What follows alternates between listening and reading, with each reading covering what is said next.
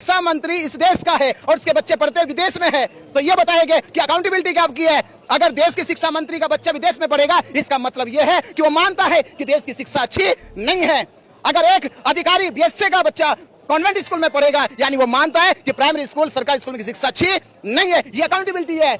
ऐसे अधिकारियों को, ऐसे नेताओं को बर्खास्त कर देना चाहिए जो अपनी शिक्षा यानी राज्य की शिक्षाओं में या सरकारी शिक्षाओं में विश्वास नहीं रखते और वो किसी प्राइवेट निजी स्कूलों में पढ़ाते हैं। ऐसे अधिकारियों को, ऐसे नेताओं को बर्खास्त कर देना चाहिए। और मैं कहूंगा 20 जुलाई संसद तक पहुंचने के लिए केवल पहुंचना नहीं है, संसद में बैठे लोगों के सोच को बदलना है कि वो लोग आवाज उठाए सरकार के खिलाफ, क्योंकि संसद में बैठे लोगों का कि वो विधायी का बिल बनाने वाले लोग हैं, वो कानून बनाने वाले लोग हैं। एक बिल बनाया जाए कि अकाउंटेबिलिटी के लिए केवल एक आदमी को नहीं, पूरी सरकार को जिम्मेदार ठहराया जाए। एक ऐसा बिल लाया जाए कि वो जो नेताओं की, जो कर्मचारियों की, जो अधिकारियों की अकाउंटेबिलिटी को डिक्लेयर करेगी कि कौन सही है कौन गलत है, और जब कोई गलत पाया जाएगा तुरंत उसका इस्तीफा निकाल दिया जाएगा। 56 इंच का सीना वो यहाँ पर आके दिखाए।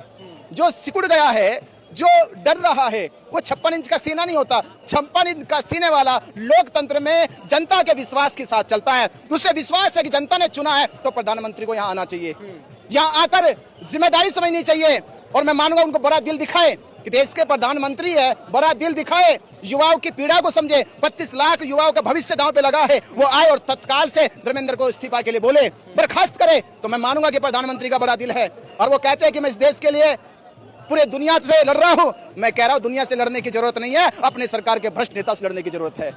तो प्रधानमंत्री बड़ा दिल दिखाए और सत्र चलने से पहले जंतर मंतर जरूर आए। जब सरकार अपनी आताताई पे आ जाए, ये देश 140 करोड़ लोगों का है और सरकार अपने मनमाने, अपनी तानाशाही से ही तो बनी और सही वो चलाएगी अपनी सरकार को।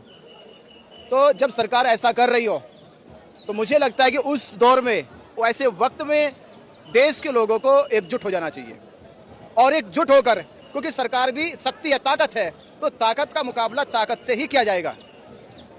भगवान बुद्ध जब ज्ञान की खोज में निकले थे, उन्होंने बहुत लंबे समय का अनशन किया और उनके अनशन की ये खबर आज पूरे देश और दुनिया में फैली कि उनका शरीर जो है, शरीर से मांस और वसा चर्बी सूख चुकी थी।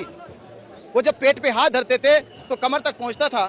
तो ये कहा जाता है कि भगवान बुद्ध ने भी आखिर में ये कहा कि ये लड़ाई जो है, ये शक्ति से लड़ी जाती है, ये लड़ाई जो है ये ऊर्जा से लड़ी जाती है।